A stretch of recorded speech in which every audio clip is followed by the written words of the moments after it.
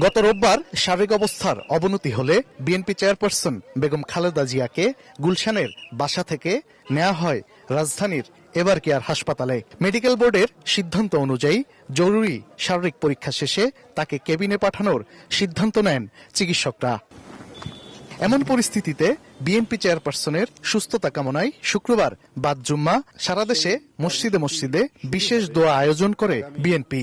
দুপুরে বিএনপির কেন্দ্রীয় কার্যালয় নয়াপল্টনে এক সংবাদ সম্মেলনে কর্মসূচি ঘোষণা দেন দলের সিনিয়র যুগ্ম মহাসচিব রুহুল কবির রিজভী।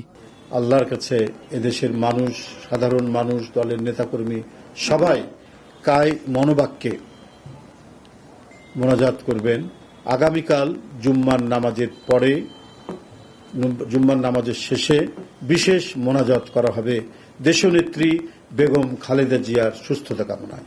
2018 সালে কারাবন্দী থাকার সময় থেকেই আর্থাইটিস, ডায়াবেটিস, কিডনি জটিলতা, লিভার সিরোসিস, উচ্চ রক্তচাপ সহ একাধিক দীর্ঘমেয়াদী রোগে ভুগতে থাকেন বিএনপি চেয়ারপারসন। 2019 সালে কারামুক্ত হওয়ার পর নিয়মিত চিকিৎসার জন্য অসংখ্যবার হাসপাতালে ভর্তি হন তিনি। 2024 সালের 5 আগস্ট আওয়ামী লীগ সরকারের পতনের পর খালেদা জিয়া বিদেশে চিকিৎসার অনুমতি পেলে উন্নত চিকিৎসার জন্য তাকে নেওয়া হয় লন্ডনে। প্রায় মাসখানেক চিকিৎসা শেষে দেশে ফেরেন তিনি।